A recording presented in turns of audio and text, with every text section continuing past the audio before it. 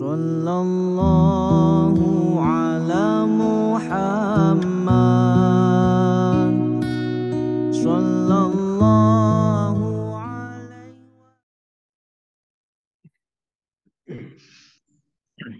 Alhamdulillah. Assalamualaikum warahmatullahi wabarakatuh. Waalaikumsalam warahmatullahi wabarakatuh. Alhamdulillahilladzi hadana li hada wa ma kunna linahtadiya laula an hadanallah. Asyhadu an la ilaha illallah wa asyhadu anna Muhammadan abduhu wa rasuluh. Allahumma shalli ala sayyidina Muhammad wa ala ali sayyidina Muhammad. Amma ba'du. Alhamdulillah, kita bersyukur pada pagi hari ini kita bisa dan sehat, insyaallah, hadir dan mengikuti kajian KSO yang ke-164. Pagi ini kita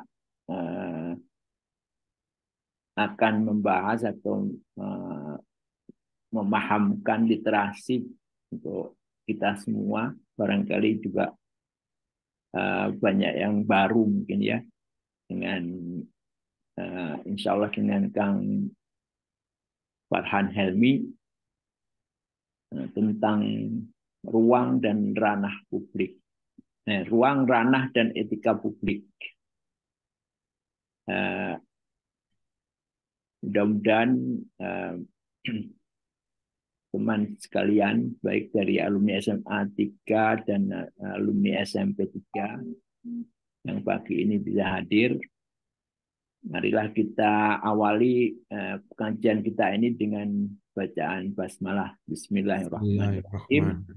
Dan sebagaimana biasa kita dengarkan dulu pembukaan tilawah yang akan dibacakan oleh rekan kita Mbak Eni Yuli, membacakan surat An-Nur ayat 61.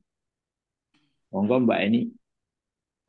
Assalamualaikum warahmatullahi wabarakatuh. Waalaikumsalam warahmatullahi wabarakatuh. A'udzu billahi minasyaitonir rajim. Bismillahirrahmanirrahim. Laisa alal akma raju wala alal akraji haraj. Wala alal akraji haraju wala alal maridhi haraju wala ala anfusikum an ta'kulu min buyutikum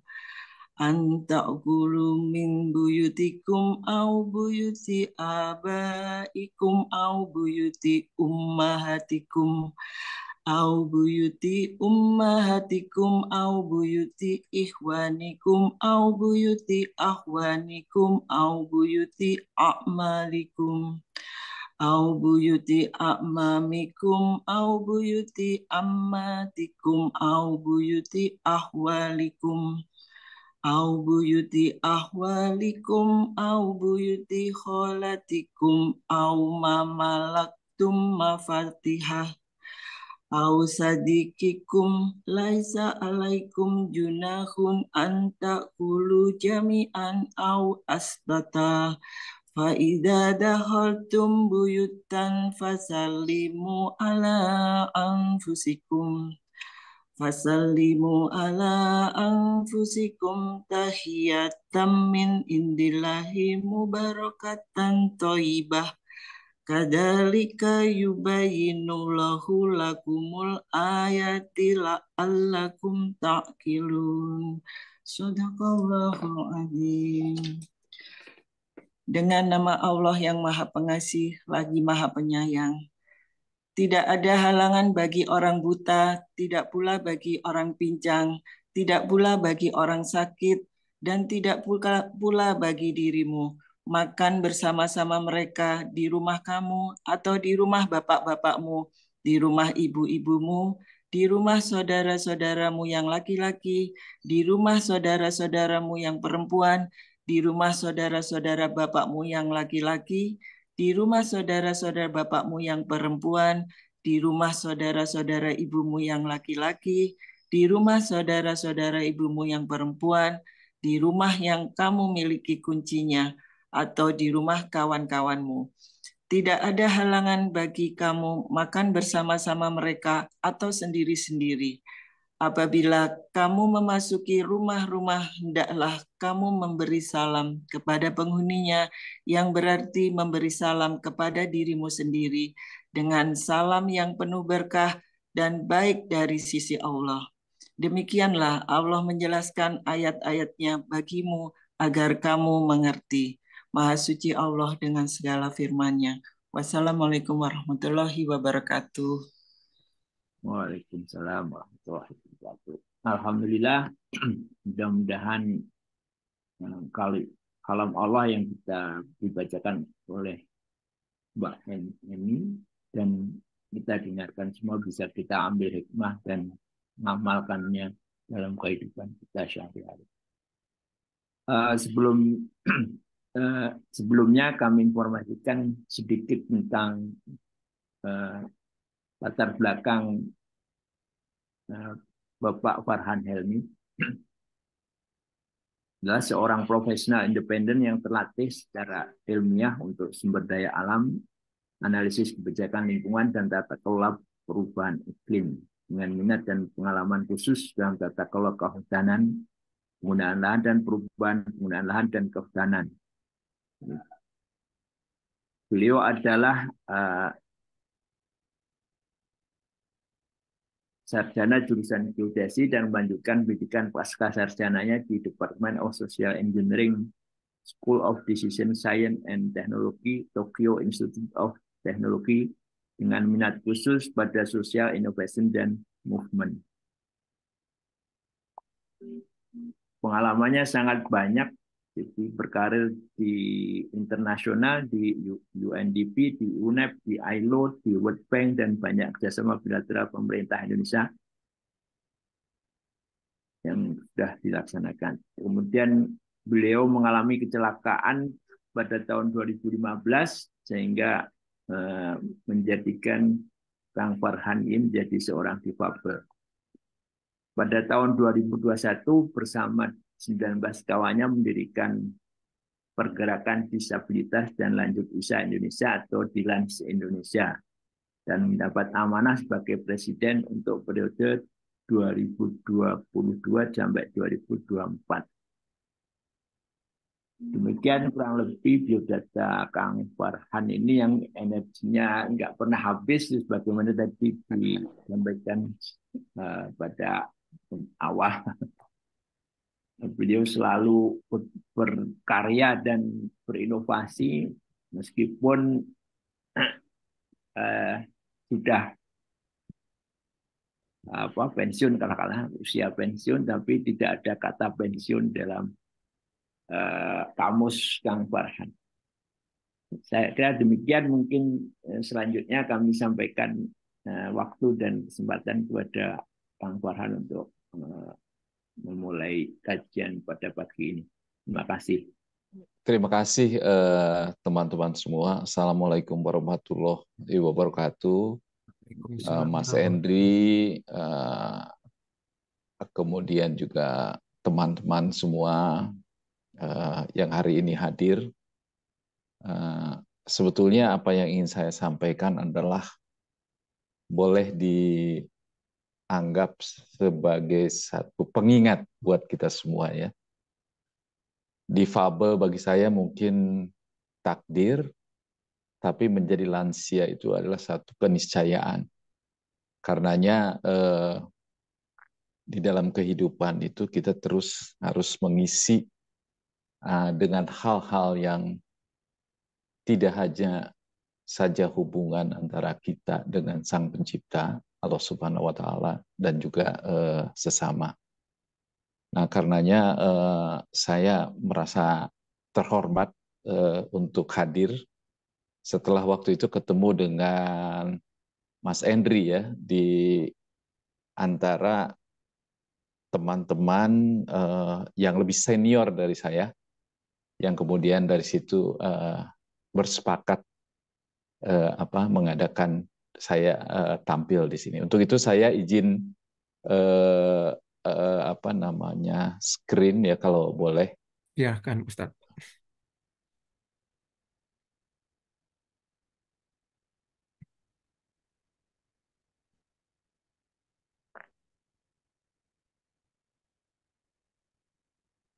Sudah terlihat ya. Ya sudah. Oke. Nah, jadi saya itu eh, berada di puncak karir ya.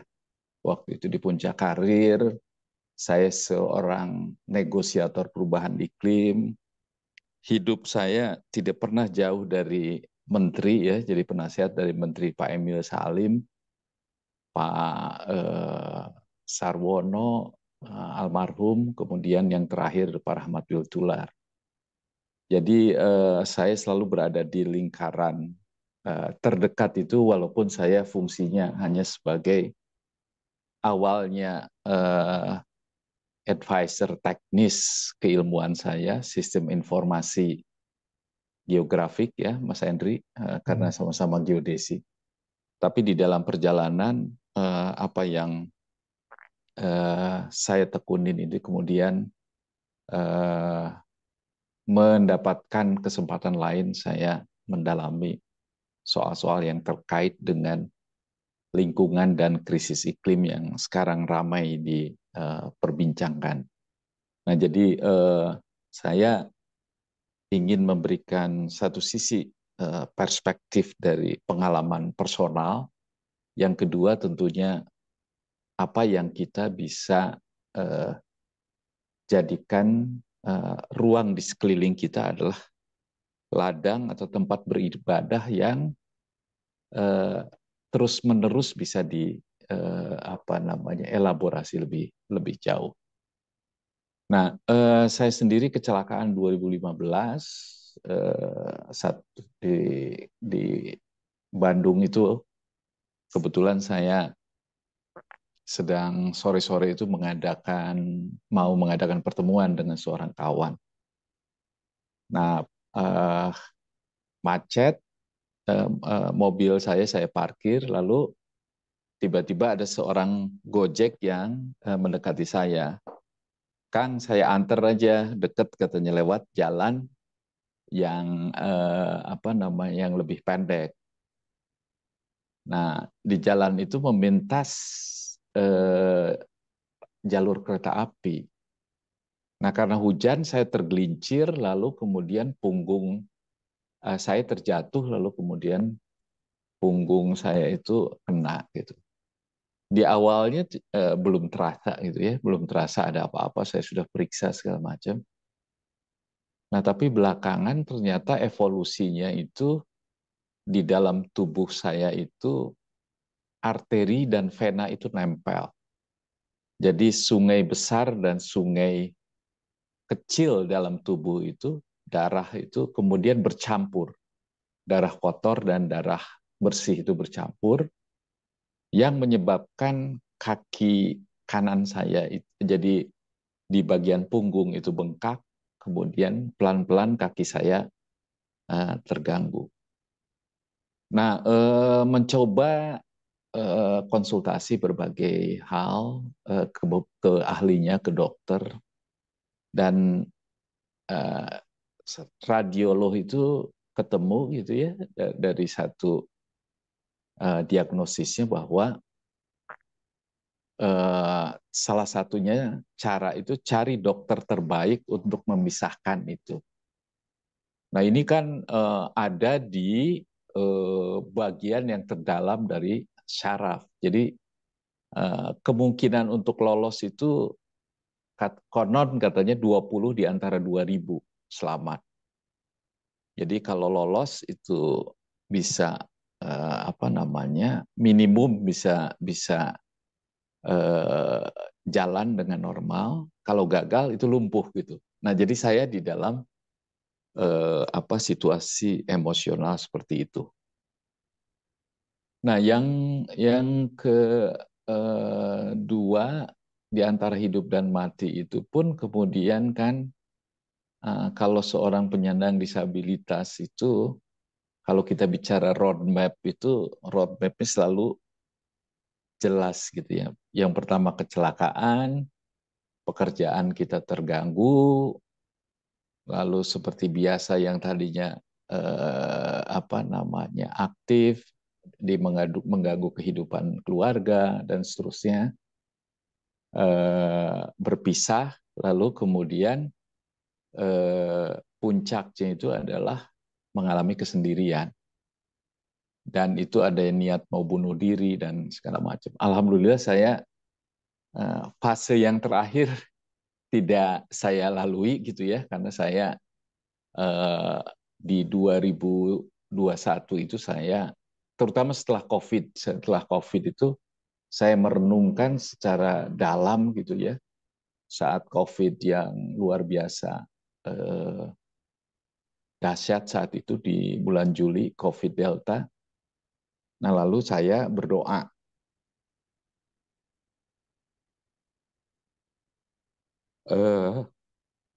kalau saya dikasih kesempatan yang kedua kali, saya ingin membaktikan setengah hidup saya untuk penyandang disabilitas dan lansia.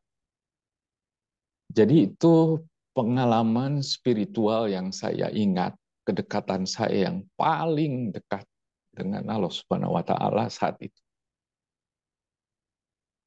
Dan akhirnya ya memang yang tadinya saya tidak punya harapan untuk bernafas kembali, karena saya juga komorbid gitu ya, tiba-tiba di hari ke-16 itu seperti berbalik gitu ya.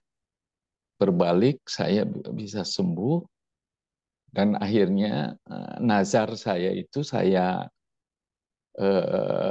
apa namanya, saya lakukan, saya wujudkan dengan membentuk pergerakan penyandang disabilitas dan lansia bersama 19 orang yang setengahnya itu penyandang disabilitas dan lansia dengan berbagai latar belakang. Ada profesor, ada seniman, ada profesional seperti saya. Nah, dari situlah kemudian saya memulai kehidupan babak baru yang tadinya sebenarnya wakaf saya, janji saya cuma 50% kepada Sang Pencipta, tetapi ternyata waktu saya jauh lebih dari yang saya dedikasikan. Nah, karenanya kemudian saya ingin memberikan semacam renungan ini. Jadi kira-kiranya ini yang akan saya sampaikan ya. Jadi melihat beragama di dalam praktek keseharian itu sebenarnya kenapa orang seradak-seruduk di jalanan, kenapa ketika kita berlomba-lomba ke masjid justru menghalangi orang lain seperti penyandang disabilitas dan seterusnya, itu memberikan inspirasi kepada saya. Ya. Nah, saya ingin memulai dengan memutar video ini ya. Ini adalah teman saya, seorang cerebral palsy. Cerebral palsy itu dia sejak lahir adalah mengalami penurunan kelumpuhan otak, tidak punya kemampuan berkomunikasi dengan jelas, dan sebelahnya itu adalah adik junior saya, masih tingkat 2 di UPI yang mendalami musik. Nah, saya biasa setiap jalan kerumunan itu ke dalam kerumunan saya selalu jalan ke sana kemari gitu ya. Terutama untuk menunjukkan bahwa ada loh orang-orang yang di luar yang selama ini non disabilitas. Saya ingin mulai, dan ini barangkali kita bisa lihat bagaimana perilaku di jalanan ya.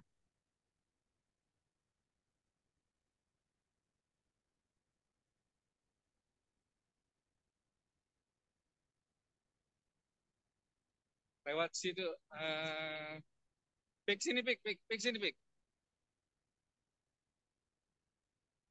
Yo, maju.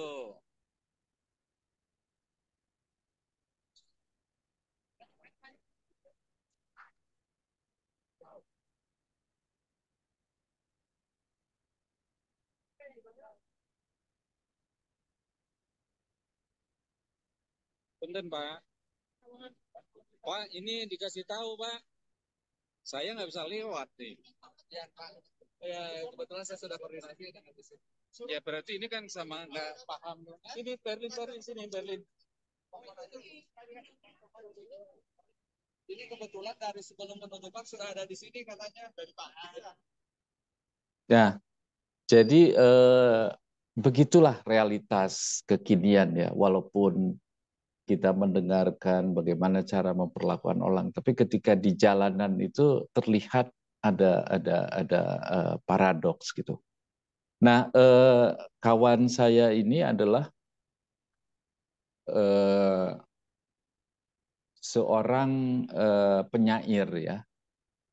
Jadi seorang penyair yang sejak lama dari renungannya itu, kalau dia itu naik angkot, itu diperlakukan seperti pengemis gitu. Padahal dia adalah seorang yang luar biasa, pernah menulis kumpulan puisinya yang luar biasa. Ada 3 atau 4 buku yang sudah diinikan. Nah, saya ingin berbagi ini adalah satu puisi yang luar biasa menurut saya. Setelah dia berinteraksi dan melihat sekelilingnya. Jadi saya bacakan sedikit, saya bukan Rendra, tapi saya bacakan ya, nggak apa-apa ya. Jadi aku duduk di sini, sedangkan kau duduk di sana. Kenapa kau duduk di sana, dan kenapa kau tidak duduk bersamaku di sini? Memang ada apa denganku? Apa ada sesuatu yang aneh pada aku? Sudahlah kau duduk di sini bersamaku. Kita jalin kebersamaan yang kuat dan kokoh seperti batu karang di laut. Kemarilah duduk bersamaku dan jangan takut bersamaku. Kau manusia, aku pun sama manusia. Kenapa mesti takut samanya? Kita sama-sama ciptaannya. Ini ditulis tahun 2007 ya. Jadi ini renungan yang luar biasa. Jadi tepat sekali tadi pengantarnya dengan ayat-ayat yang menurut saya harus dielaborasi lebih jauh ya. Bukan hanya sekedar dari sisi penyandang disabilitas, tetapi lingkungannya sendiri. Nah, yang kedua itu teman saya namanya Berlin tadi ya, mahasiswa. Saya pernah membuat film sama di mana untuk mensosialisasikan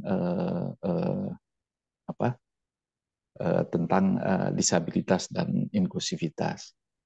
Jadi ini saya putar lagi video. Ini adalah tidak hanya di jalan besar ya, tetapi di gang pun sudah seperti ini. Alhamdulillah Pemkot sendiri membuatkan kami jalur guiding block yang memungkinkan kami bisa berjalan.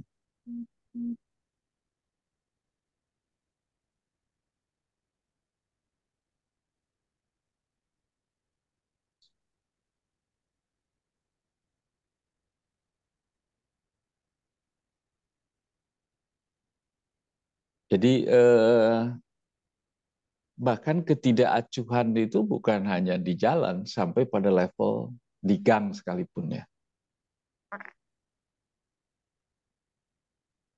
Nah, jadi interaksi saya dengan teman-teman ini, salah satunya soalnya itu juga ada stigma dari keluarga si penyandang disabilitas yang melihat seolah-olah dunia itu tidak aman, maka keluarganya harus memproteksi. Sehingga makin mempersulit diri orang-orang itu bisa berinteraksi ya. Jadi singkatnya itu adalah, jadi pada satu ketika biasanya setiap minggu itu saya mengadakan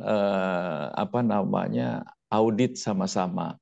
Nah, saya minta Berlin namanya ya, yang netra adik saya itu, untuk mengajak teman-temannya. Kira-kiranya menghadapi situasi internal dari keluarga atau orang tua yang melarang untuk itu. Jadi ini komunikasi saya di WA. Ya, sebenarnya sudah dari dulu mereka melihat ingin bebas seperti kawan saya ini, tapi kurang mendukung terutama anak-anak perempuan. Jadi lingkungan itu dianggap sebagai sesuatu yang bahaya. Nah, saya ingin lebih ke dalam memberikan perspektif ya. Jadi di Indonesia ini ada 50 juta orang lansia, di antaranya 23 juta orang itu adalah penyandang disabilitas dengan berbagai jenisnya. Netra adalah yang tertinggi, di luar itu dengan berbagai jenis. Nah, di dunia sendiri ada 1 miliar orang ya. Jadi kalau kita sebetulnya apa yang kita bicarakan soal penyandang disabilitas itu kita sedang membicarakan hampir berapa tuh? 1/5 dari penduduk dunia. Kalau dunia itu dihuni oleh 7 miliar penduduk, kira-kira 1 miliarnya ada penyandang disabilitas ya menurut statistik. Nah, kelompok ini adalah kelompok yang rentan terhadap apapun ya. Jadi belum menghadapi isu krisis iklim, perubahan cuaca, itu mereka pun dalam keseharian memiliki keterbatasan. Jadi interaksi saya dengan teman-teman ini itu beragam disabilitasnya. Kalau mungkin saya adalah disabilitas yang baik-baik saja gitu, tapi di luar itu ada selain yang daksa atau fisik, netra, sensorik, autis dan lainnya itu banyak sekali.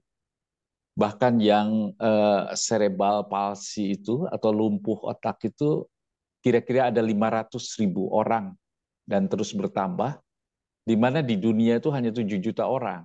Kita bisa membayangkan soal itu. Jadi saya kira ini adalah satu soal sosial, soal satu sistem sosial, apakah keberadaan mereka itu menjadi bagian dari kita atau hanya sekedar objek daripada sistem sosial itu sendiri. Jadi saya kasih contoh misalkan saat ini yang memerlukan akses kepada kursi roda di Indonesia itu ada 6 juta orang, kekurangan defisit gitu ya. Jadi kita tidak mungkin mengharapkan mereka itu bisa bergerak kalau kemudian kesehariannya itu terkendala. Nah, karenanya saya sebagai profesional, saya sebagai social engineer, saya melihat persoalan ini semacam ada tantangan baru ya. Jadi karenanya ingin melakukan kira-kiranya apa sih supaya mereka itu bisa mandiri, bisa setara. Karena menjadi penyandang disabilitas dan lansia itu kan hidupnya makin susah gitu ya. Kemampuan fisik jelas menurun, kemampuan ekonomi tidak semuanya diberi kesempatan untuk mendapatkan keekonomian yang luas. Padahal kita tahu bahwa usia harapan hidup kita katanya kan sekitar Indonesia ini hampir 75 tahun. Artinya lepas daripada takdir yang ada pada kita, bagi yang umur 60-an tahun saat ini masih harus berjuang sekitar 15-an tahun untuk menjalani kesehariannya.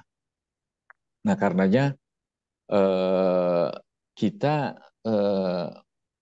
melihat Indonesia itu harus dari sisi, kalau kita bicara kemajuan adalah dari orang yang tidak maju. Jadi bukan dari yang Indonesia 4.0 atau 5.0, harus dilihat dari ada serombongan yang juga masih berada di dunia 2.0, termasuk juga penyandang disabilitas dan lansia. Jadi bagaimana membuat yang setara ini adalah tantangan kita sama-sama. Nah, jadi bagaimana ini dilihat persoalan ini? Jadi pertama tentunya warga penyandang disabilitas dan lansia sebagai satu individu untuk bisa menjadi bagian dari keseharian, maka dia harus memiliki satu kemampuan mengakses itu. Misal kalau seperti orang seperti daksa harus ada dia kursi roda, atau netra dia harus ada namanya tongkat atau pendamping untuk itu. Itu urusan yang besar, harus ada pendamping dan seterusnya. Lalu ketika kita masuk ke ruang publik, apakah ruang-ruang publik itu adalah inklusif? Jadi ada remnya, trotoarnya, bisa masuk ke restoran, bisa masuk ke fasilitas publik yang lainnya. Yang seringkali itu banyak terkendala ya, nanti saya akan tunjukkan. Nah itu pun tidak cukup, maka apa yang level berikutnya, apa yang disebut sebagai ranah. Nah ranah ini berkaitan dengan apa yang kita perbincangkan pagi ini, yaitu bagaimana kita membuat interaksi antara warga penyandang disabilitas dan non-disabilitas itu menjadi satu kesatuan. Jadi tidak perlu ada misalkan kita keinginan untuk seperti para penyandang disabilitas adalah objek yang harus selalu kita tanyakan kenapanya dan seterusnya. Saya kira mereka sudah cukup berjuang untuk dirinya sendiri dan bahkan menurut saya kurang tepat juga kalau kemudian kita banyak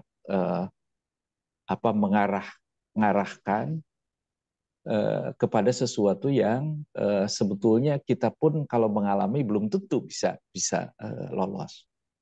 Nah, karenanya kesemuanya itu terikat di dalam satu etika yang kemudian bagaimana perilaku kolektif itu dijaga, perbedaan itu menjadi satu kekuatan tanpa harus kemudian kita saling mengesampingkan. Nah ini saya ya ingin putar videonya. Jadi ini adalah di BBC Community, saya mengajak jalan Ketua DPRD Kota Bandung, Kang Teddy dan seluruh jajaran Pemkot untuk melihat apa ya sebenarnya yang terjadi di lapangan.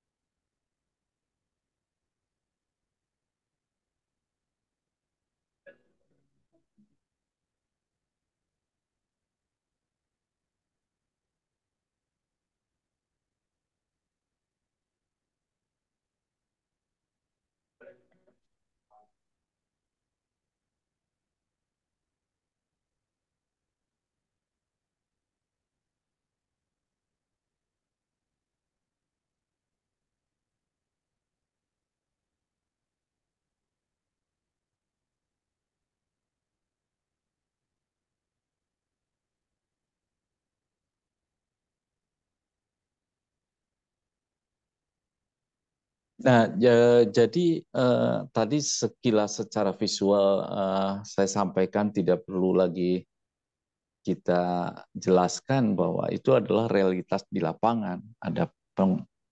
Ada PKL, ada seolah-olah ada rumah yang merambah trotoar dan seterusnya gitu.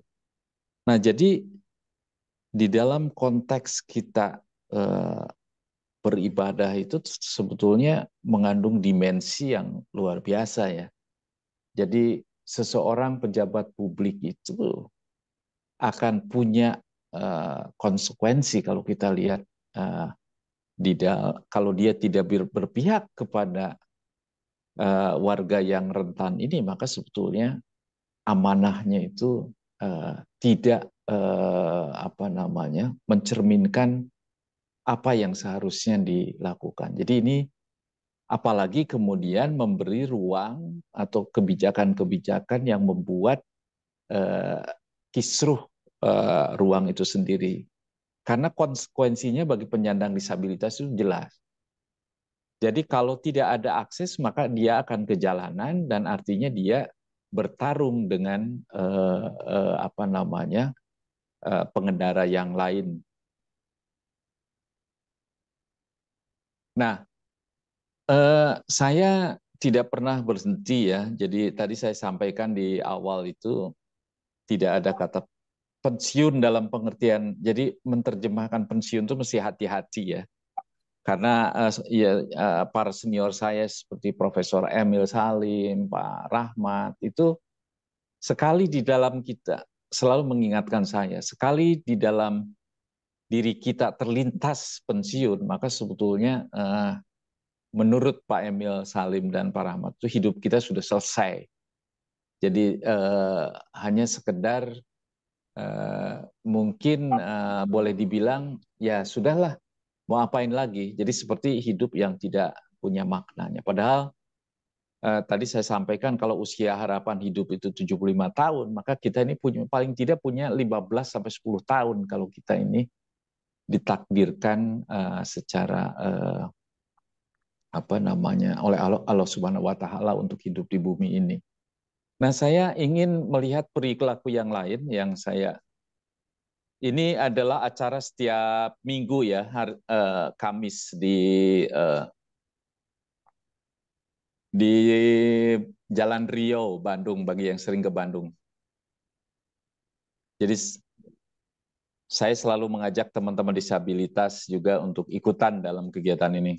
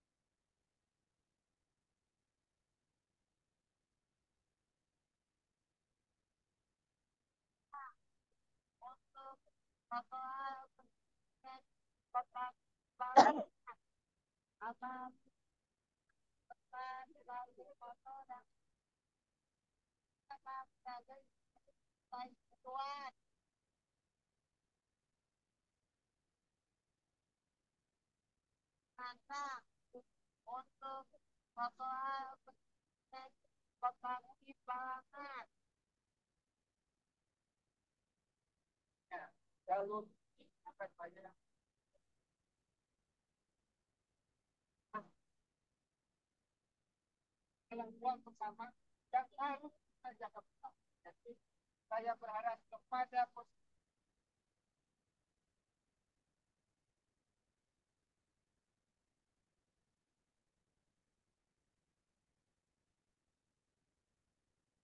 teman-teman semua, Bapak Ibu, kawan saya di pemerintahan kota ini memerlukan upaya bersama. Hari ini kita mendapatkan pencerahan. Jadi ternyata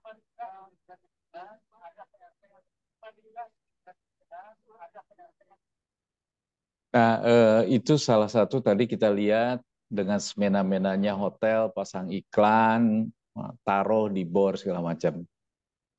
Ya. Nah, saya mau masuk beberapa bagian dari akhir yang nanti mudah-mudahan kita diskusi bahwa Indonesia itu di dalam konteks peringkat inklusivitas itu masih jauh ya. Jadi kalau diukur secara makro itu peringkat 125 dari seluruh apa namanya sebagian besar negara yang ikut di dalam survei itu.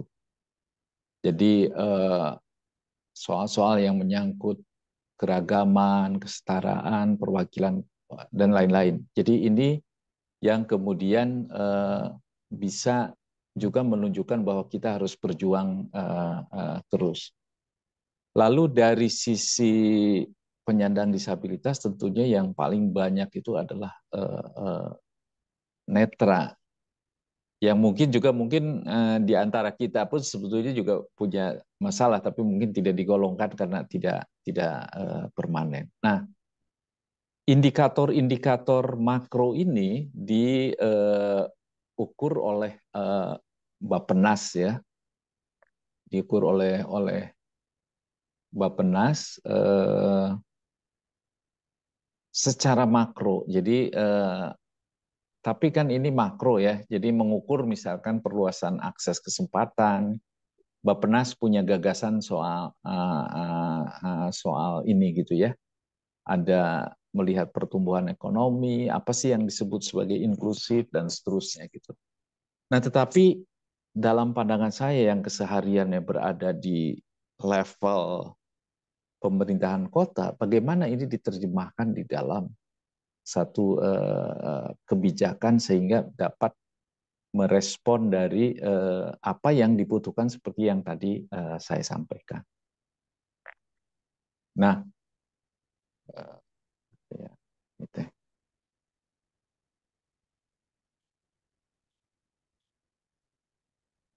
Ini masih terlihat ya PowerPoint-nya ya? Masih. Oke. Nah, kemudian tentunya inspirasi sebagai tukang insinyur tidak pernah berhenti dari situ ya, Mas Endri. Jadi tentu insinyur itu harus ketika ada persoalan harus terpanggil gitu. Walaupun saya bukan seorang berlatar belakang elektro ataupun mesin, tapi panggilan terhadap apa yang saya lihat itu menyebabkan kira-kiranya kalau kita mau menyelesaikan banyak soal itu harus seperti apa. Nah, karenanya salah satu inisiatif ini adalah bersama teman-teman mengembangkan apa yang disebut sebagai neraca ruang. Bagaimana kita melihat keterlibatan atau hak konstitusi atau kewajiban institusi dari negara itu diberikan. Karena kesetaraan itu bukan belas kasihan. Kesetaraan itu adalah hak konstitusi dari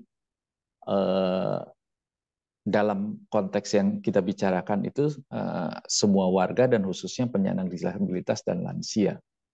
Jadi bukan ini adalah amanat dari negara dan diakui secara universal. Nah, karenanya bagaimana itu diterjemahkan pada lingkungan-lingkungan yang lebih mikro seperti di perkotaan. Karenanya dalam pandangan saya peran dari teman-teman itu masih sangat luar biasa. Makanya saya katakan tidak ada kata pensiun karena ilmu dan pengalaman yang kita punya selama ini tidak dibiarkan begitu saja hilang. Jadi seorang geodesi bisa mungkin memberikan pencerahan soal pemetaan, seorang yang memahami soal ekonomi bisa memberikan juga mengajak orang untuk membangun satu koperasi misalkan dan seterusnya. Jadi ini yang kemudian saya gali terus ya. Jadi hak konstitusi itu apa misalnya? Kebersihan, mobilitas seperti saya tadi, keamanan, bencana, beribadah. Jadi ketika kita menghadapi bencana itu tidak hanya cukup sekedar seolah-olah mengembalikan persoalan itu kepada Allah Subhanahu wa taala. Ya Allah, saya diberi kekuatan dan sebagainya. Padahal sebenarnya karena prakteknya sendiri dia tinggal di kawasan yang rentan bencana, maka secara logis saja dia kalau ada bencana apapun, ada goncangan apapun, itu bisa berakibat. Juga kaitannya dengan tempat beribadah. Kenapa saya punya perhatian khusus juga? Tidak semua tempat beribadah itu punya akses untuk penyandang disabilitas dan lansia. Jadi seperti kursi roda saya belum tentu bisa masuk ke setiap masjid. Jadi seolah-olah implisit mengatakan bahwa penyandang disabilitas itu tidak mendapatkan kesempatan untuk masuk surga kalau masjid dipakai sebagai tempat beribadah. Tetapi tidak hanya di agama kita ya, tapi juga di agama-agama yang lain. Tengok saja misalkan kalau saya sering jalan, sering lihat teman-teman saya yang penganut agama lain, Hindu apalagi, mau beribadah itu sampai tangganya itu segitu tinggi gitu ya. Nah, jadi ada hal-hal lain yang kemudian bagaimana soal-soal muamalah itu diterjemahkan. Ayat-ayatnya sudah jelas petunjuknya, tetapi kita harus menggali lebih jauh, bahkan di dalam praktek yang tidak sekedar hanya himbauan moral gitu. Jadi sesuatu yang. Jadi di kampung saya misalkan orang berceramah, teriak-teriak keras volume ininya, dia lupa bahwa setengahnya penduduknya itu lansia, umur 70-an itu banyak sekali. Pasti mereka terasa terganggu. Nah, upaya-upaya mengingatkan seperti ini itu menjadi penting ya. Jadi ada cara-cara yang kemudian sebetulnya bisa di. Nah, hal-hal lain saya tidak akan sentuh secara ini. Intinya itu satu, bahwa kita ini punya banyak potensi, salah satunya misalkan bagaimana daerah-daerah itu bisa semakin kaya kalau kita ngurus pajaknya itu dengan benar. Jadi seringkali kita makan di satu restoran, pajaknya itu entah kemana. Kita sebenarnya harus membangun satu sistem sehingga upaya untuk merespon atau memenuhi hak dari penyandang disabilitas dan lansia khususnya itu terpenuhi. Saya ambil contoh di Australia itu untuk penyandang difabel, setahunnya itu dia mengalokasikan proporsinya luar biasa, mungkin 30 atau 40% kali. Ada sekitar hampir 43 miliar dolar atau setara dengan 600-an triliun.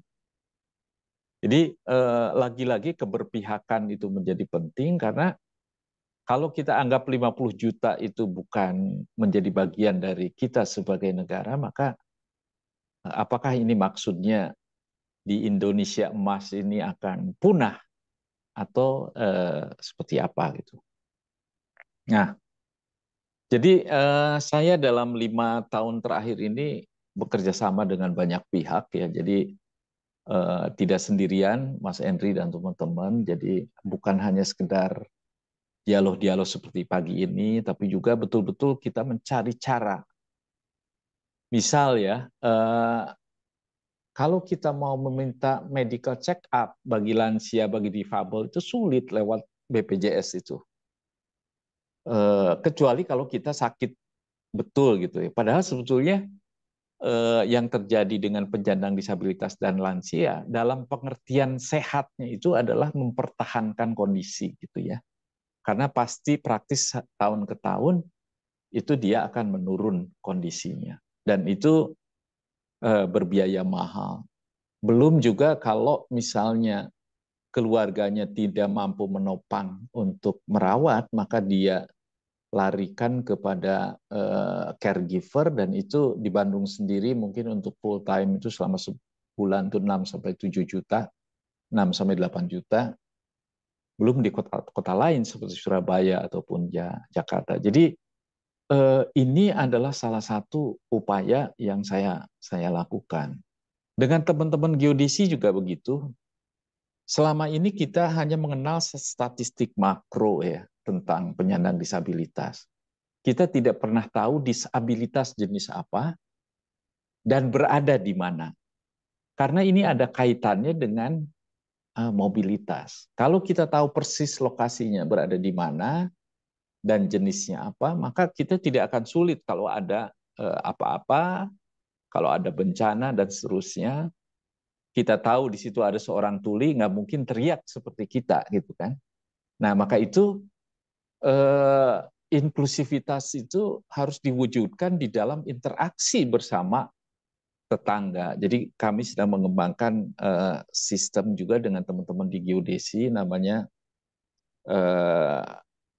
Sapa Tetangga. Jadi kita kalau dulu menyapa tetangga itu hal yang biasa ya. Tapi sekarang itu sudah hilang. Sehingga dengan bukan terjadi hanya di komplek-komplek besar, bahkan di gang sekalipun. Jadi ini adalah upaya di dalam menyesuaikan diri dalam perubahan. Nah, ini saya bersama teman-teman Fakultas Seni Rupa dan Desain itu mencoba, kan tentu harus ada ilmunya menyelesaikan soal ini. Jadi ini adalah salah satunya yang kita ingin jalankan dalam waktu dekat. Jadi kalau memang soal-soal yang menyangkut penyandang disabilitas dan lansia itu yang membuat semua peralatan itu jadi mahal karena impor, bisa tidak kita membuat sendiri?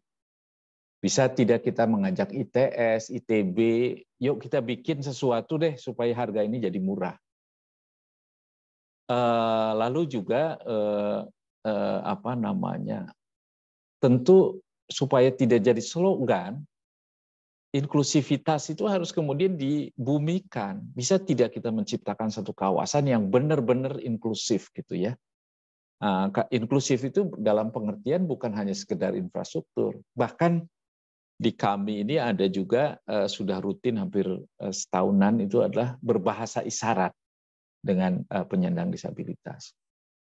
Dan di luar itu kita sebetulnya bisa juga memobilisasi sumber daya pendanaan karena memerlukan dana yang besar untuk mewujudkan cita-cita itu. Kita juga di agama kita punya wakaf, punya zakat, punya macam-macam. Apa mungkin itu digali lebih jauh untuk membantu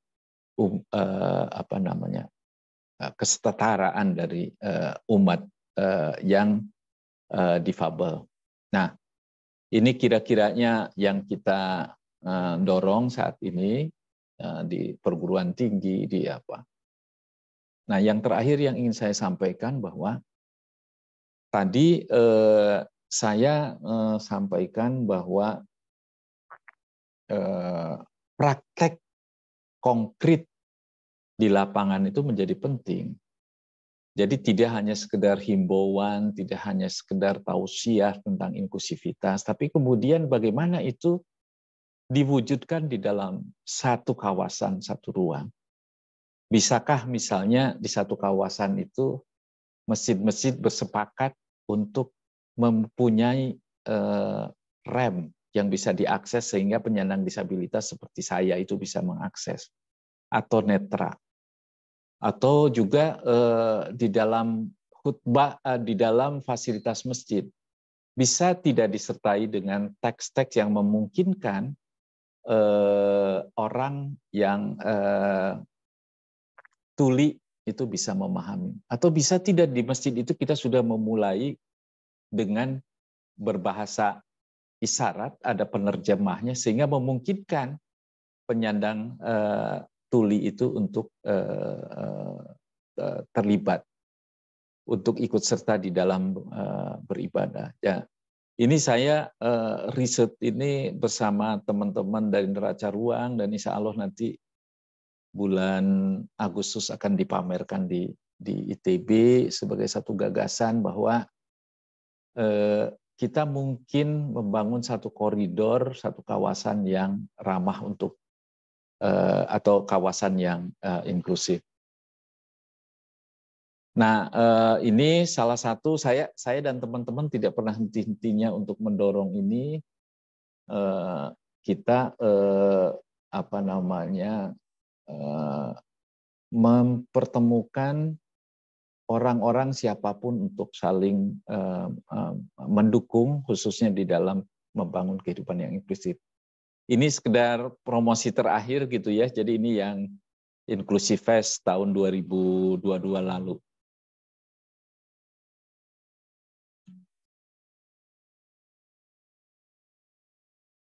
Ternyata hidup menjadi penyandang disabilitas dan lansia itu rumit, Kang.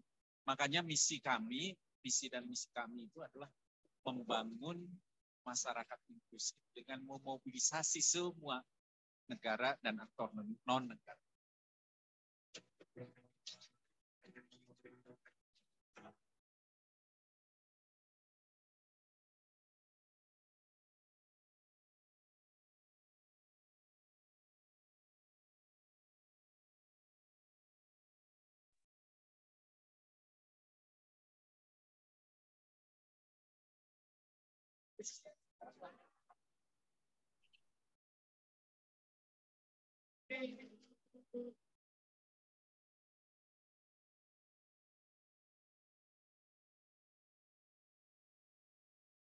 Nah, kira-kira itu yang bisa saya sampaikan. Mudah-mudahan bisa memberikan pencerahan dan refleksi buat kita semua.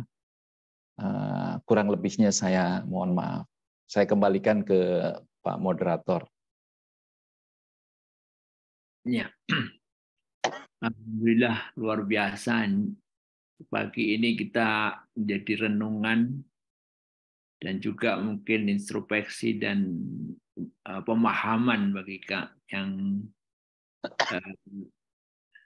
kita semua yang biasa sibuk mungkin kurang memperhatikan di lingkungan sekitar kita gitu ya. Luar biasa tadi dari awal sampai akhir semuanya sangat bermakna, insya Allah. Jadi silakan teman-teman yang mungkin ingin berdialog dengan Kang Farhan. Ini mungkin banyak sekali pemahaman-pemahaman baru yang mungkin bagi kita semua selama ini kurang terabai gitu, abai ya. Seperti yang tadi ditunjukkan dalam film-film itu mungkin tidak sadar atau tidak ada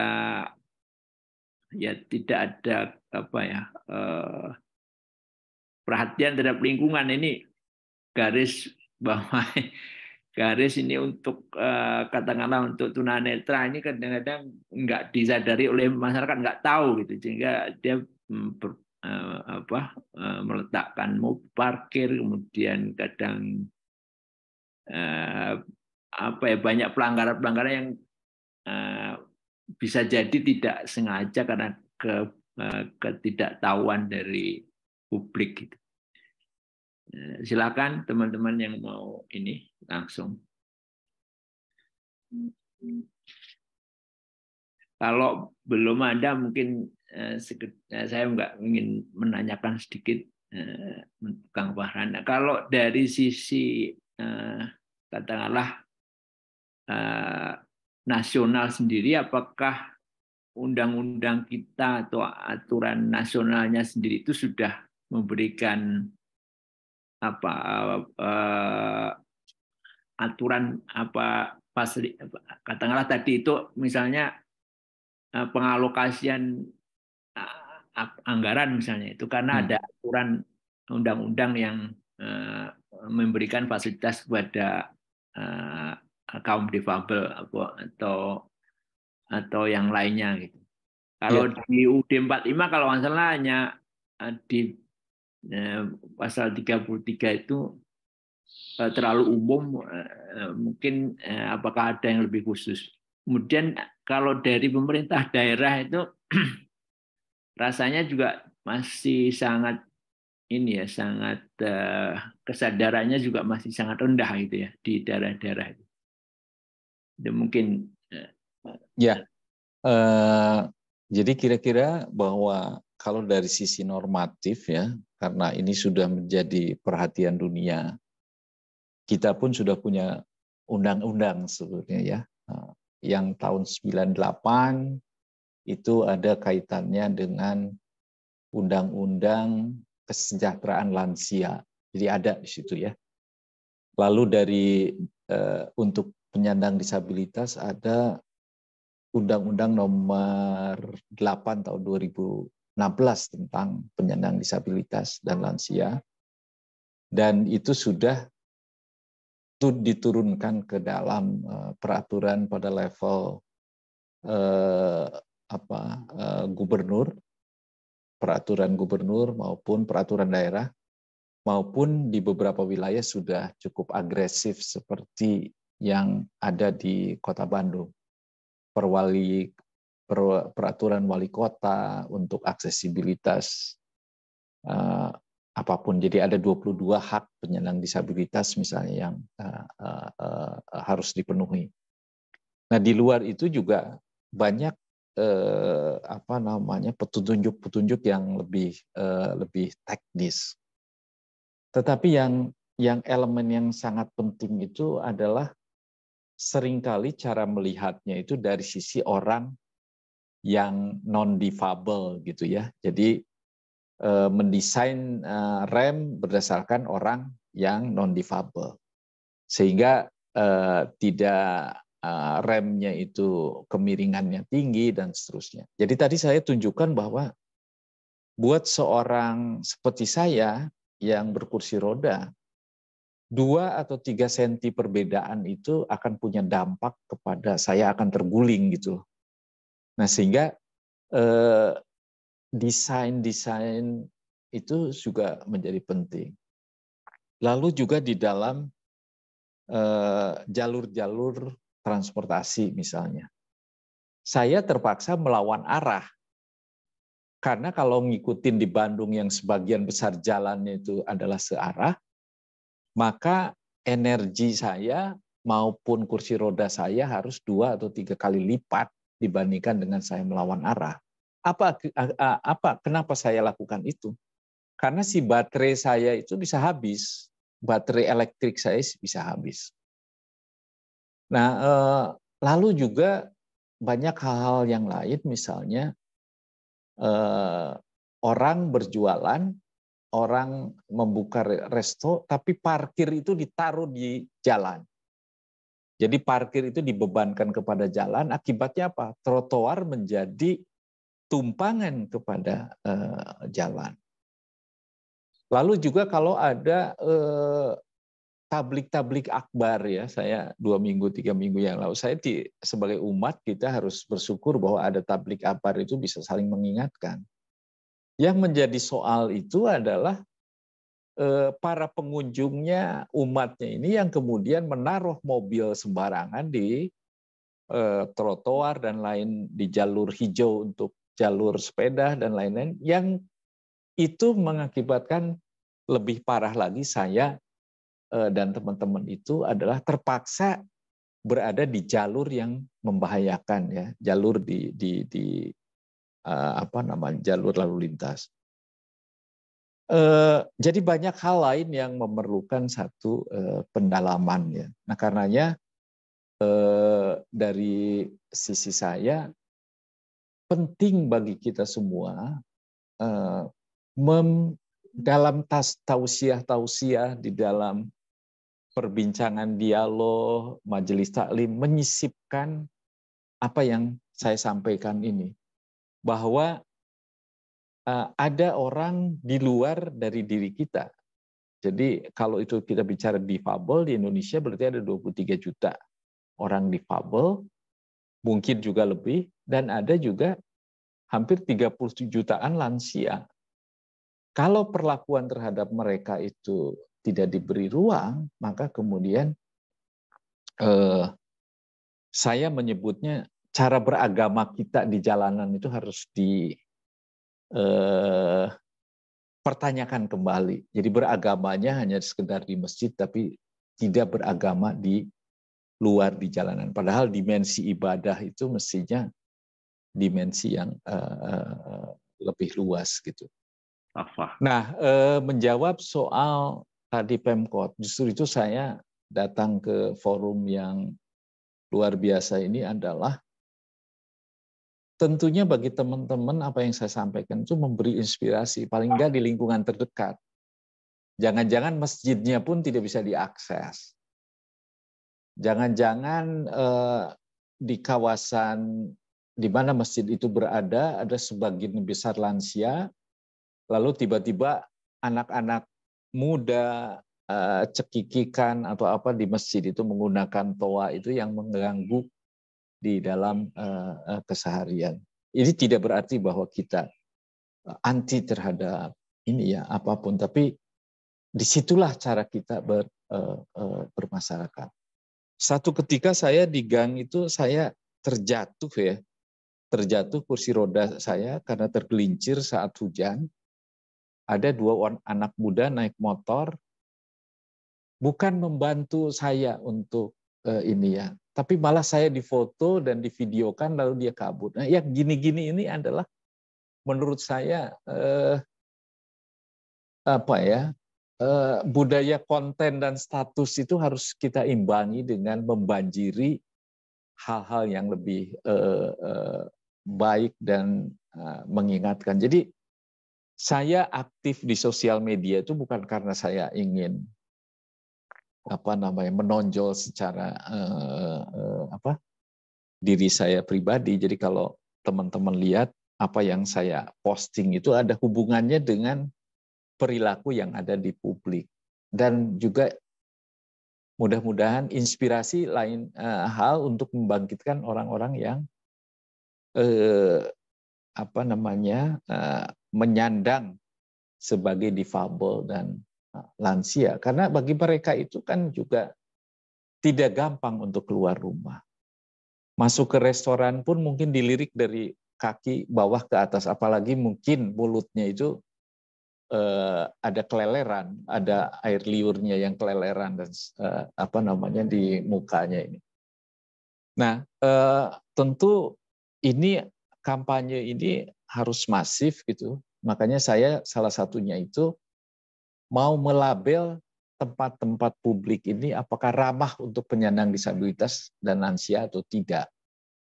Jadi kalau di situ tidak ada remnya, ya saya publikasikan nggak usah kesinilah untuk penyandang disabilitas karena ini memang tidak ramah. Juga toiletnya dan lain-lain. Jadi intinya saya ingin sampaikan bahwa barangkali tidak terlambat buat kita semua. Jadi saya tadi dari awal kita ada kata pensiun bagi pensiun itu hanya pegawai dan kita juga bisa nyari kerja di luar itu. Saya juga membuat namanya sekolah-sekolah konselor ya untuk karena orang yang bisa lolos seperti saya tidak banyak. Jadi keinginan awal saya juga keinginan bunuh diri, keinginan itu muncul selalu di ini karena tadi merasa tersingkir.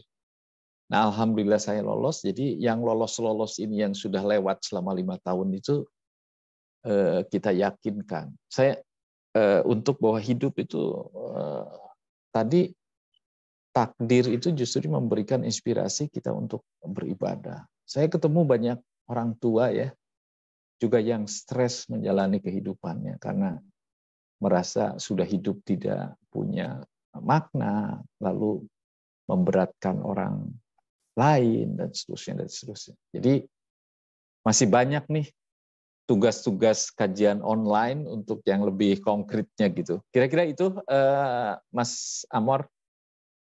Ya, terima kasih luar biasa. Ya, saya sepakat juga itu tidak ada pensiun selama kita masih hidup. Jadi mudah-mudahan ini juga teman-teman semuanya seperti itu juga. Jadi tetap semangat, tetap beramal, tetap membantu sebisa yang kita bantu, karena memang beda dengan muda. Kalau masih secara fisik kita akui atau tidak akui, sadar itu tidak sadari, itu memang berbeda gitu. Walaupun semangat ya, seolah-olah kita masih tetap aja seperti dulu, tapi kalau bangun tidur baru kerasa.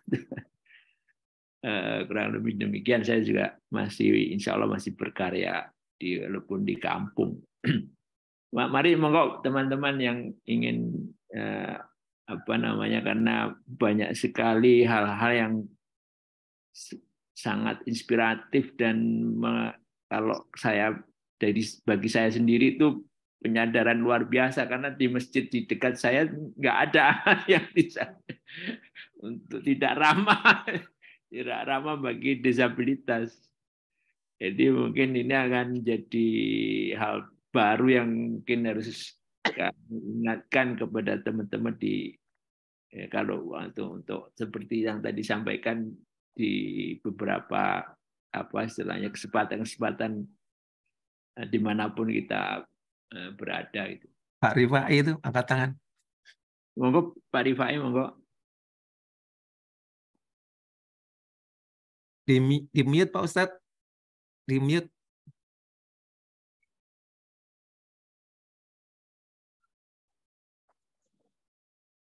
Assalamualaikum warahmatullahi wabarakatuh. Waalaikumsalam. Waalaikumsalam. Ini sesuai dengan skripsi saya, Wait. yaitu saya penelitian di Malang, YPAC, Yayasan Pendidik Pembinaan Anak Cacat di Bengawan Solo, selama 9 bulan. Judul skripsi saya problematika pelaksanaan pendidikan agama pada anak-anak cacat. Dalam penelitian saya sampai detik ini itu belum ada kurikulum atau semacam buku-buku tunjuk untuk anak-anak cacat itu di Departemen Agama. Bagaimana anak yang tidak punya kaki berwudu, itu tidak ada. Waktu itu ada 36 anak cacat di Yayasan YPAC itu yang tidak punya kakinya cacat itu ketika berwudu itu saya bantu. Saya bantu mewudukan. Itu dilarang oleh para guru-gurunya itu. Dulu Pak, jangan Pak, nanti dia nggak bisa mandiri. Nah, tetapi kalau melakukan seperti itu dengan mengesot, kan seluruh tubuhnya basah semua. Nah, dari sisi kesucian tidak bisa. Nah, ini buku-buku petunjuk seperti ke arah itu sampai sekarang tidak ada. Tadi diungkap, memang ada salah satu kata-kata kunci. Orang-orang cacat ini juga ingin masuk surga. Bukan hanya yang sehat-sehat saja. Itu saya sarankan banyak tentang buku-buku untuk yang tidak hanya cacat fisik, tetapi juga kan pendengaran, pandangan mata dan sebagainya. Ini yang pertama. Yang kedua, memang dalam perjalanan saya tugas dari Papua, Ambon, Bandung, Jakarta, Aceh, itu belum ada masjid-masjid yang memfasilitasi untuk orang-orang yang disabilitas ini.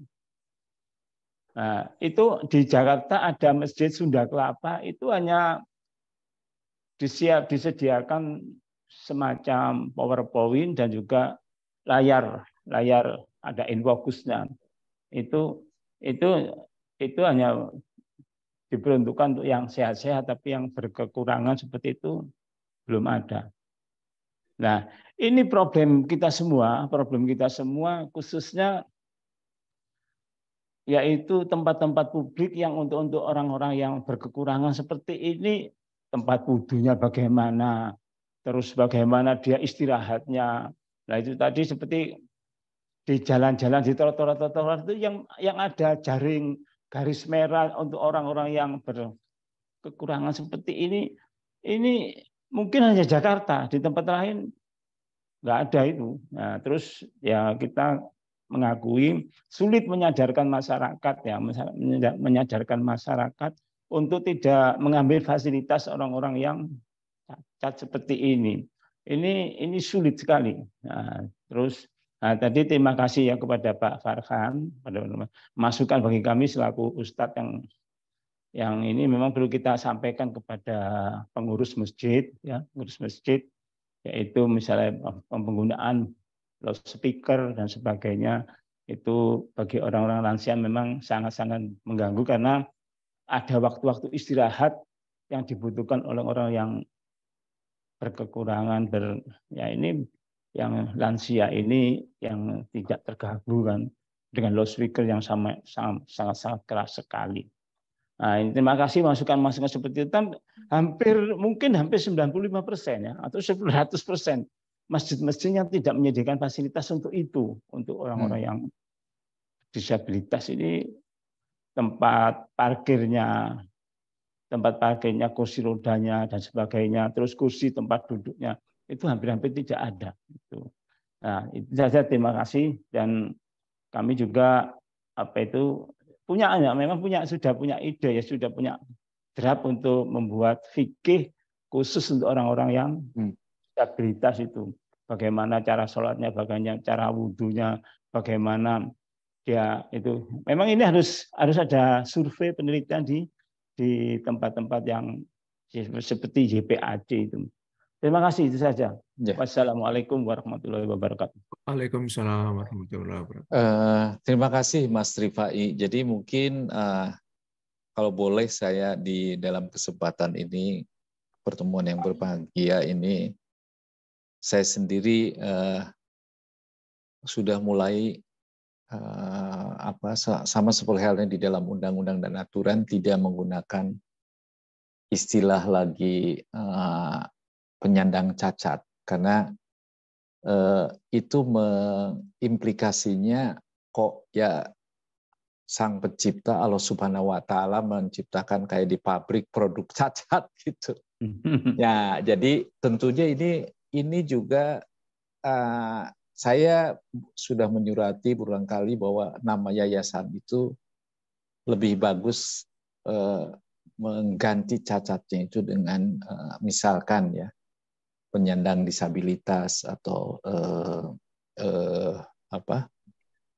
difabel, karena itu akan ada implikasi terhadap stigma bagi warga yang katakanlah kemampuannya tidak sama dengan kita. Jadi cara melihatnya itu harus mulai dari normal menurut mereka gitu ya. Jadi bukan dari sisi kita. Kalau kitanya, tadi saya sampaikan di awal itu, kemajuan itu diukur dari yang terlemah, bukan yang paling maju sekali gitu ya. Jadi kalau itu tidak bisa, maka sebetulnya kita masih jauh ya. Yang kedua, saya sepakat Pak Ustadz. Jadi fikih itu harus diperbincangkan di antara kita. Definisi suci dalam pengertian untuk penyandang disabilitas dan lansia itu seperti apa? Ya. Karena praktis bagi penyandang disabilitas dan lansia yang sudah tergantung kepada Pampers itu tidak bisa dikontrol buang air kencing dan lain-lain. Nah itu seperti apa? Belum yang lainnya. Jadi ini betul-betul merupakan pencerahan untuk menjelaskan yang lebih dalam. Jadi saya sangat mendukung Pak Ustadz untuk membicarakannya lebih luas gitu ya, kepada yang paham bagaimana kita rumuskan. Saya membongkar-bongkar fikihnya itu belum seperti yang saya harapkan dan saya alami gitu. Nah yang ketiga, kalaulah boleh saya usul Mas Endri, Mas Rifai dan teman-teman, mungkin di kumpulan alumni ini bisa mulai dari lingkungan sendiri ya. Maksudnya lingkungan sendiri itu bukan sendiri-sendiri. Di sini kan ada alumni SMA 3 misalnya, sama seperti halnya saya punya alumni SMA apa atau grup apa atau geng apa segala macam. Bisa tidak memberikan satu contoh. Kalau dia SMA itu misal di tempat saya ingin menyumbangkan sesuatu, sederhananya kemudian ada juga di antara teman-teman para alumninya itu pejabat pemerintahan lokal, bisa nggak ke SMA saya dibangunkan guiding block, bisa tidak masjid atau tempat ibadah saya itu dikasih rem dan seterusnya. Nah, hal-hal yang seperti ini kan tidak terlampau sulit untuk dilakukan, hanya sekedar kerelaan untuk berkomunikasi dengan teman-teman. Nah, yang terakhir memang ini masih perjuangan masih panjang, Mas Rifai ya. Jadi tadi saya sampaikan bukan hanya dimensi dari fisik, tapi stigma dari masyarakat yang bersumber dari persepsi tentang penyandang disabilitas dan lansia. Jadi kalau kita ini terlampau juga menggembar-gemborkan Indonesia emas, milenial, kaum milenial, dan seterusnya, dan seterusnya. Lalu 50 juta orang seperti kita-kita ini apa mau dipunahkan, misal ya. Atau di Bandung itu ada namanya Taman Lansia. Ya, saya malas datang ke Taman Lansia. Itu kan apa? Di situ juga ada satu instalasi dinosaurus. Jadi kalau saya berfoto di situ seperti menunjukkan oh ini adalah umpannya daripada dinosaurus. Jadi saya tidak mau datang ke situ karena itu sendiri adalah sudah saya merasa bahwa tidak ada apresiasi tentang bahkan di dalam simbol-simbol keseharian di perkotaan. Saya kira itu ya yang bisa saya jawab. Iya. Ya, terima kasih. Nah, saya ada pikiran ya.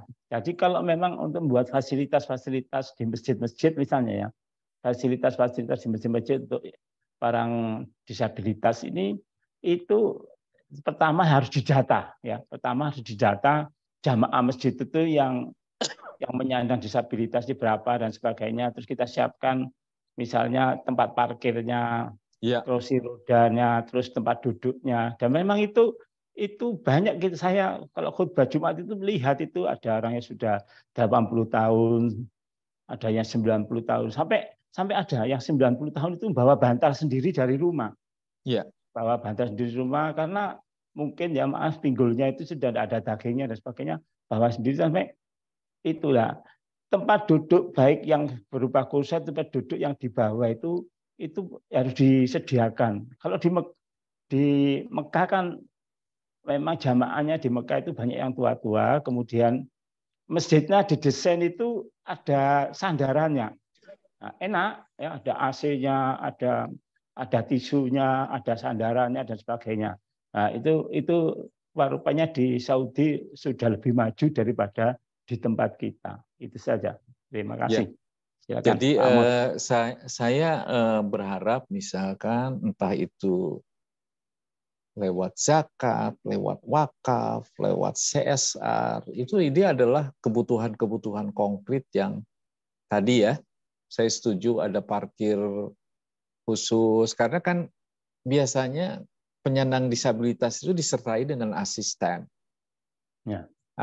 Itu tidak gampang ada pendamping. Lalu kemudian tadi tempat wudhu, mungkin mesti di-upgrade untuk bisa diakses. Kalau ada toiletnya, duduknya itu ada pegangannya. Saya di rumah di community itu sudah saya beresin itu karena kita mau kasih contoh itu tidak cukup hanya dengan penjelasan verbal, tapi bukti itu menjadi penting. Nah, karenanya nanti mungkin selepas pertemuan ini memberikan inspirasi untuk ketemu dengan DKM gimana nih kita perbaiki di masjid kita kayak seperti ini dan seterusnya ya. Terima kasih Mas Rifai. Ya, sama-sama. Ya, terima kasih. Ini Kang Wahran bisa sampai jam berapa nih? Oh, saya boleh ini aja, saya ikut aja. Saya dedikasikan pagi ini untuk teman-temannya Mas Endri di Jawa Timur. Pak Andri jam berapa nih, sampai jam berapa? Sebenarnya jam 7 sudah karena mungkin banyak teman-teman juga yang punya apa kegiatan ya. Monggo. Sayang. Iya. Ya. Mungkin kalau mungkin ada ada satu lagi mungkin siapa tahu ada satu lagi mungkin Mas Amor. Ya, mangga kalau ada satu lagi ada kesempatan sebelum Bang Warhan atau pengajian kita akhiri. Ada? Ada satu saya aja. Nah, ini Kang, wakil. tadi saya juga terhenyak ya. Saya baru sadar ternyata banyak sekali apa yang dikatakan Pak Ustadz Rifai itu kita sangat abai terhadap para disabilitas ini. Similar dengan itu ya. Ini ada suatu hal yang kalau menurut saya merupakan perilaku ya. Ini saya alami di Malang. Kalau kita naik moda transportasi, itu kan pikiran saya itu moda transportasi yang paling rendah itu mendapat privilege lah untuk bisa melaju lebih dulu daripada yang lebih tinggi. Misalnya sepeda itu mestinya mendapat prioritas untuk menyeberang kalau misalnya motor itu lewat gitu ya. Demikian juga motor, kalau mobil mungkin bisa memberikan fasilitas. Tapi yang terjadi di sini ini kita harus punya Kang, nekat gitu. Kalau misalnya menyeberang itu ya sedikit-sedikit harus berani ditabrak untuk bisa nyebrang. Kalau untuk belok ke arah yang sebelah kanan misalnya seperti itu. Dan itu menjadi pikiran bagi saya, ini kenapa ya? Ini sholatnya sudah jalan, tapi dalam hal perilaku bermuamalah terutama yang menyangkut masalah ini kan menyangkut malah prioritas tadi masih berkaitan dengan itu tadi ya. Kok seperti ini? Ini kira-kira apa Kang kata kuncinya gimana memecahkan masalah ini Kang? Ya, kalau saya dari sisi saya itu sebetulnya yang harus kita ciptakan itu bagaimana beragama secara rasional gitu. Saya nyebutnya sebagai rasional. Yang juga bisa mampu menerjemahkan itu di dalam praktek keseharian. Dan itu saya seringkali misalnya kenapa nggak contoh-contoh diambil itu banyak sekali. Tadi saya sudah banyak sekali ngasih contoh, memberikan inspirasi untuk bahan tausiah atau bahan khutbah Jumat gitu kan, tentang bagaimana perilaku di lapangan. Nah, karenanya figur-figur seperti ustadz atau penceramah atau kiai itu, kalau bisa kita ajak berdialog itu akan menjadi dahsyat gitu implikasinya. Saya sekolah lama di Jepang. Saya tanya, apakah orang Jepang itu teratur karena budayanya seperti itu atau apa? Profesor saya waktu itu menyampaikan perubahan perilaku itu tidak bisa tanpa satu desain. Jadi orang ujuk-ujuk turun-temurun berubah saja. Dan itu dipraktekkan terus-menerus. Jadi karenanya tadi saya sampaikan contoh itu menjadi penting. kalau misalkan saya tadi naik transportasi, bahkan di Jakarta saya naik MRT, jelas-jelas bahwa lift itu adalah untuk orang seperti saya. Saya itu diserobot kok sama banyak orang, kemudian orang bertumpuk-tumpuk dan menganggap, kamu tuh udah ada di belakang aja, nggak ada ini. Jadi orang yang seger itu yang harusnya bisa jalan, kemudian tidak ada empati kepada itu. Nah tentunya penyediaan fasilitas satu hal, kita harus kampanye terus, karena itu amanat undang-undang, wajib kalau pemerintah tidak memberikan itu sudah bisa digugat oleh masyarakatnya, bisa dituntut.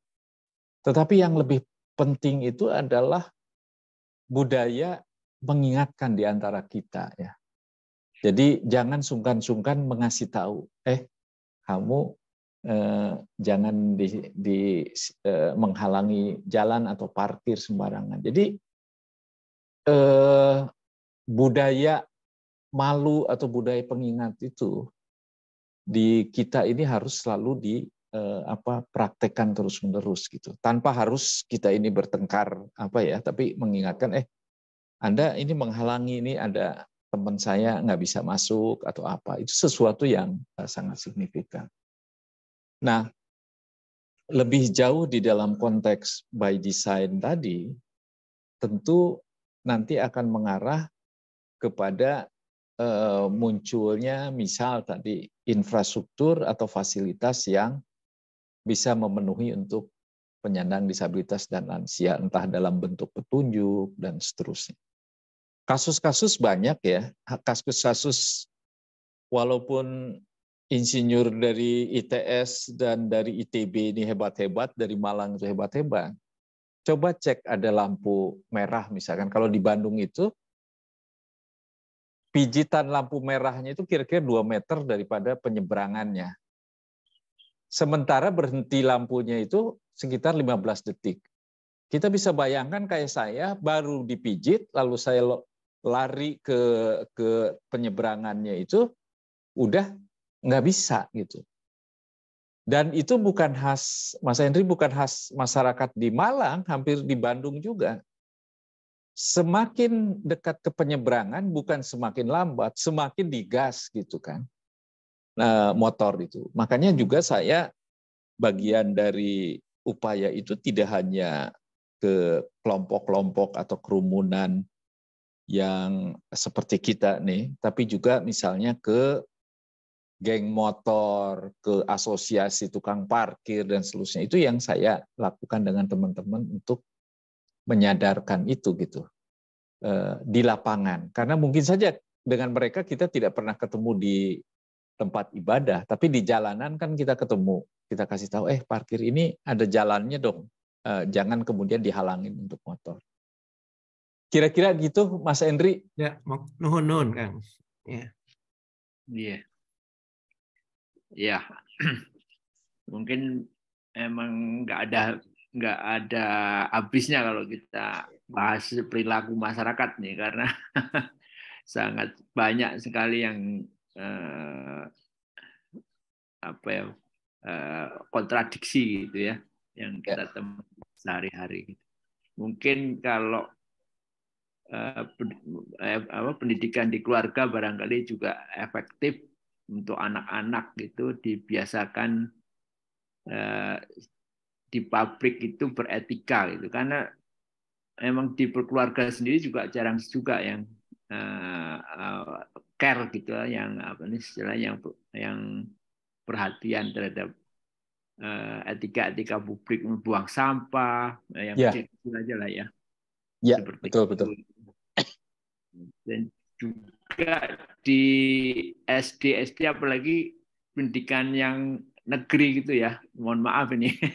Di SD negeri itu ya kalau di SD swasta ada banyak istilahnya yang bagus-bagus gitu, yang lebih perhatian, tapi kalau pada umumnya di SD negeri itu yang lebih banyak itu kurang, karena mungkin banyaknya murid atau gimana ya, atau gurunya kurang care gitu, sehingga banyak terjadi malah dibully gitu, yang lemah itu malah dibully gitu. Itu banyak sekali kasus-kasus yang sangat memprihatinkan. Ini juga jadi masalah tersendiri itu bagi pendidikan kita itu. Saya rasa mungkin karena udah jam 7, karena waktunya mungkin teman-teman juga ada yang punya janji dan punya aktivitas lainnya. Mungkin informasi untuk kajian minggu depan, insya Allah akan disampaikan oleh Bapak Sobrun Jamil tentang merenungi proses penciptaan manusia. Mudah-mudahan kita bisa hadir lagi minggu depan untuk mengikuti dan istilahnya bersama-sama gitu ya. Dan sebelum kita tutup, kita ini kan minta doa penutup dari Ustadz Rifai barangkali. Silahkan Ustadz. Assalamualaikum warahmatullahi wabarakatuh. Waalaikumsalam. Terima kasih Pak Farhan atas masukan-masukannya, pencerahannya dan sebagainya. Nah, kita semoga-moga bisa menjadi tidak hanya soleh secara spiritual, tapi juga soleh secara sosial, sehingga kita tidak hanya soleh di atas sajadah kita, soleh di atas karpet-karpet masjid, tetapi begitu keluar masjid juga kita menjadi orang yang soleh. A'udzubillahi minasyaitonirrajim. Bismillahirrahmanirrahim. Allahumma sholli ala sayyidina Muhammad wa ala ali sayyidina Muhammad. Wassalim wa radhiyallahu ta'ala an kulli sahabati Rasulillah ya jema'in. Puja dan puji syukur kami panjatkan kehadirat-Mu ya Allah atas limpahan rahmat dan karunia yang Kau curahkan pada diri kami pada pagi hari ya Allah. Sehingga kami bisa meningkatkan iman, amal maupun pemahaman. Jadikanlah ya Allah kami tidak hanya soleh secara spiritual, tapi soleh juga secara sosial. Santun tidak hanya di masjid musola dan langgar surah, tetapi santun juga hidup di tengah-tengah masyarakat. Kuatkanlah ya Allah saudara-saudara kami yang menyandang disabilitas.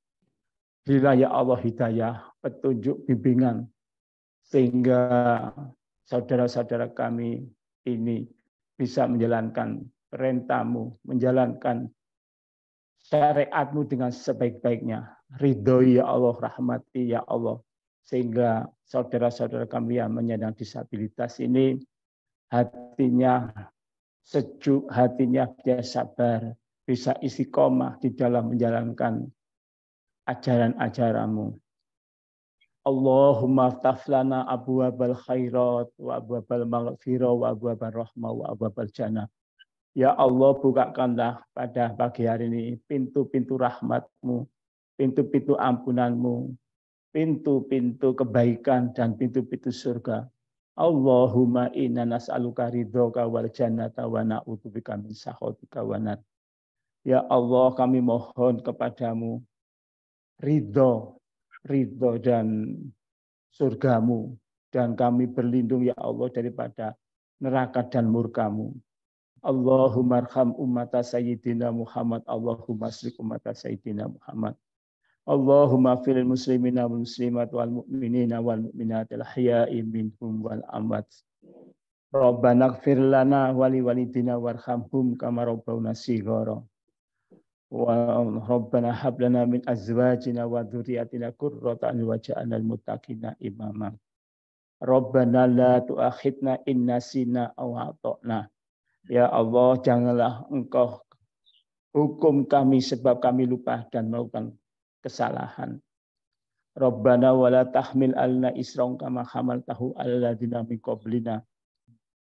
Ya Allah, janganlah Engkau beri beban kami yang berat sebagaimana umat-umat yang terdahulu. Rabbana wala tahmil alna isran kama hamaltahu min qablina.